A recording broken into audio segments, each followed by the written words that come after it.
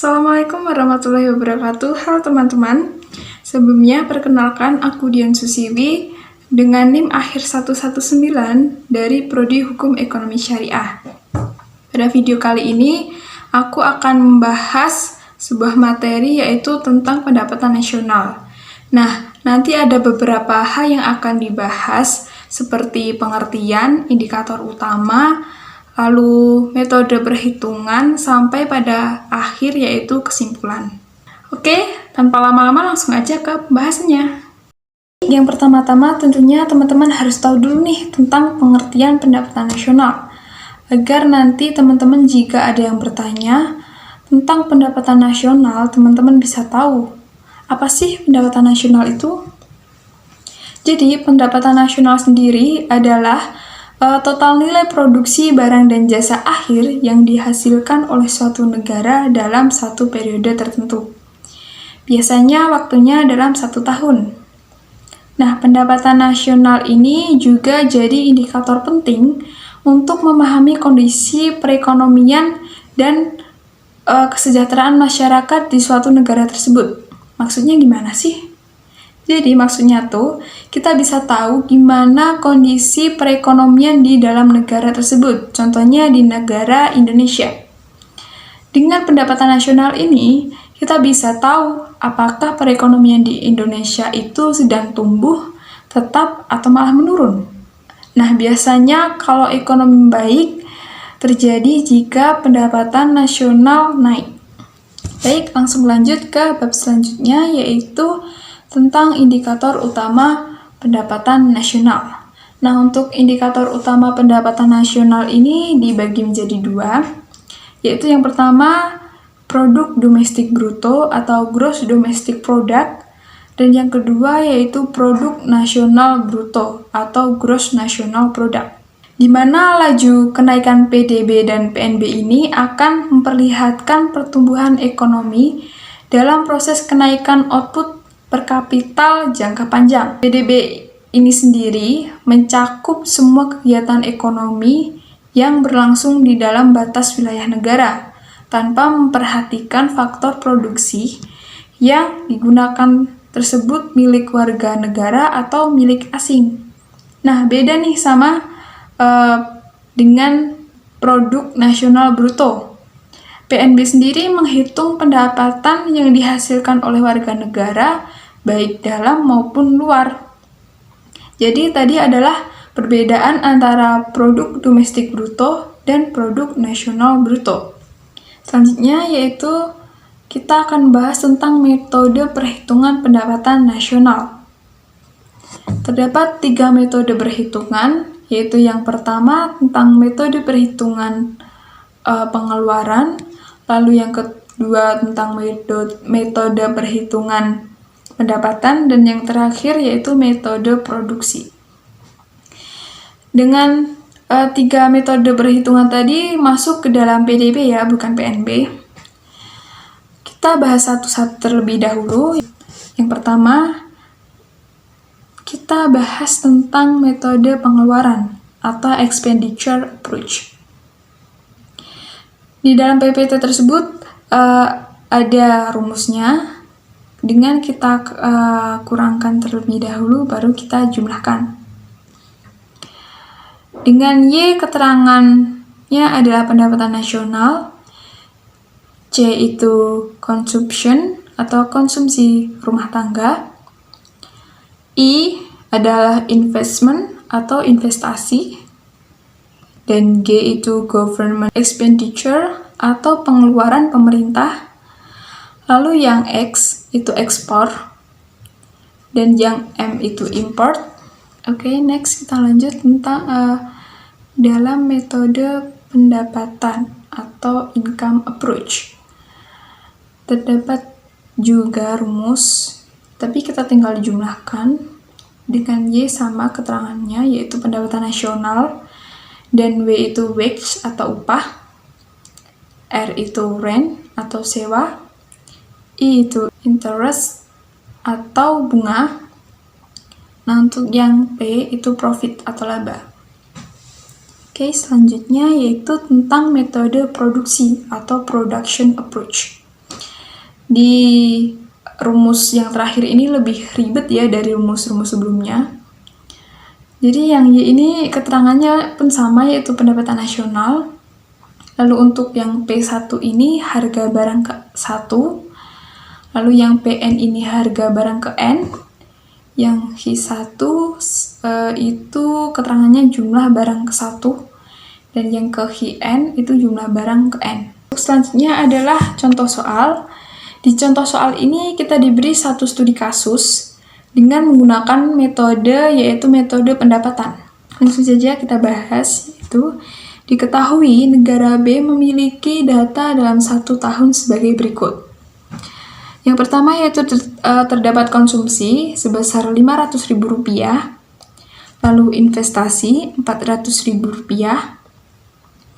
lalu terdapat ekspor sebesar Rp200.000, lalu impor sebesar Rp100.000, pendapatan sewa sebesar Rp600.000, lalu terdapat upah tenaga kerja sebesar Rp700.000, pendapatan bunga sebesar Rp800.000, lalu laba usaha sebesar Rp900.000, dan yang terakhir yaitu jumlah penduduk sebanyak 1.000 jiwa. Di sini kita disuruh menghitung besarnya pendapatan nasional negara B jika menggunakan metode pendapatan. Nah, kita tinggal hitung nih, tadi kan ada rumusnya. Rumusnya itu Y sama dengan R ditambah W sama dengan I ditambah P. Yang dimana Y ini merupakan pendapatan nasional, R ini sewa, lalu yang W ini upah, dan yang I ini bunga, lalu yang P itu profit atau laba. Kenapa sih kok R itu bisa ditandai menjadi sewa? Karena yang menjadi alfabet yang pertama ini pakai bahasa Inggris ya teman-teman. Jadi R itu kan rent. Nah, kita pakai huruf R gitu. Langsung saja kita hitung. Ini kita tinggal jumlahkan aja, kita masukkan. R tadi kan merupakan sewa ya teman-teman. Nah, kita tinggal cari nih sewa tuh mana. Sewa tuh yang pendapatan sewa yaitu 600. Lalu W itu tadi wage atau upah. Di sini ada yaitu 700. Lalu yang I itu interest atau bunga, yaitu sebesar Rp800.000, dan yang terakhir yaitu kita tambahkan profit atau laba sebesar Rp900.000. Ini kita tinggal jumlahkan dan hasilnya terdapat Rp3.000.000 untuk besar pendapatan nasional negara B. Nah, untuk data lainnya tuh gimana? Kita hiraukan aja karena itu merupakan data yang bukan kita cari, kita sesuaikan saja apa yang disuruh, yaitu dengan metode pendapatan. Kita tentukan sesuai dengan rumusnya. Selanjutnya adalah tentang pengertian dasar agregatif. Apa sih perhitungan agregatif tuh? Jadi, perhitungan agregatif dalam ekonomi adalah metode yang digunakan untuk menghitung total output atau pengeluaran dalam suatu perekonomian. Adapun beberapa pengertian yang berkaitan dengan pengertian dasar agregatif tersebut, yaitu yang pertama, produk domestik bruto atau gross domestic product. Nah, produk domestik bruto sendiri ini untuk menghitung agregat dengan cara menghitung hasil produksi suatu perekonomian tanpa memperhatikan siapa pemilik faktor produksi. Lalu yang kedua yaitu produk nasional bruto atau gross national product. Nah, produk nasional bruto ini nilai produksi yang dihasilkan oleh faktor-faktor produksi milik perekonomian. Selanjutnya, produk nasional neto atau net national product. Nah, produk nasional neto ini untuk memproduksi barang dan jasa dibutuhkan barang modal. Lalu yang terakhir tentang pendapatan nasional atau national income. Pendapatan nasional ini merupakan total pendapatan yang diterima oleh penduduk suatu negara. Selanjutnya yaitu yang akan kita bahas adalah PDB nominal dan PDB real. Jadi, PDB nominal ini adalah nilai total barang dan jasa yang diproduksi dalam suatu periode waktu, dihitung dengan harga pasar saat ini. Lalu, PDB real adalah nilai total barang dan jasa yang diproduksi dalam suatu periode waktu, dihitung dengan harga konstan. Lalu, bab selanjutnya yang akan kita bahas yaitu tentang perbedaan PDB nominal dan PDB real. Untuk perbedaan yang pertama itu, PDB nominal tidak disesuaikan dengan inflasi, sedangkan PDB real sendiri sudah disesuaikan. Lalu perbedaan yang kedua yaitu PDB nominal mencerminkan angka mentah, sedangkan PDB real menghilangkan distorsi yang disebabkan oleh inflasi dan deflasi. Lalu yang terakhir, perbedaan PDB real ini dianggap lebih akurat daripada PDB nominal karena memperhitungkan inflasi. Selanjutnya yang akan kita bahas yaitu tentang masalah pengukuran PDB. Untuk masalah pengukuran PDB ini terdapat 3. Yang pertama yaitu masalah mengabadikan barang dan jasa pasar. Contohnya itu pekerjaan rumah tangga luput dari perhitungan PDB.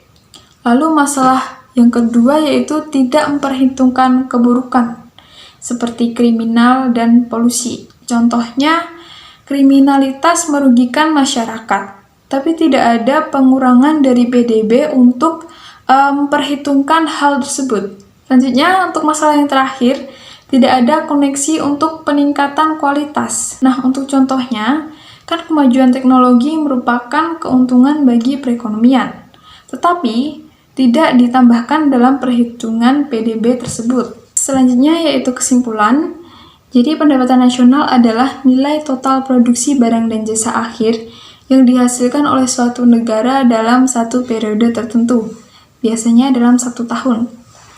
Lalu produk domestik bruto adalah nilai total barang dan jasa yang dihasilkan dalam suatu negara dalam 1 tahun, yang dapat dihitung dengan metode produksi, pendapatan, dan pengeluaran.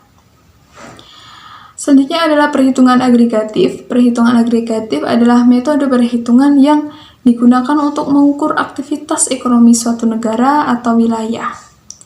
PDB dapat dibagi menjadi 2 jenis, yaitu PDB nominal yang dihitung berdasarkan harga saat ini dan PDB real yang dihitung berdasarkan harga konstan.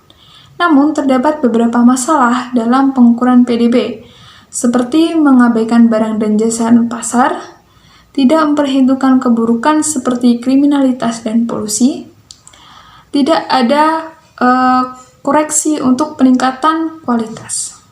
Baik, sudah selesai. Terima kasih. Apabila ada salah perkataan, mohon maaf. Di sini kita sama belajar. Semoga ilmu ini bermanfaat bagi teman-teman. Akhirul kalam, wassalamualaikum warahmatullahi wabarakatuh. Sampai jumpa.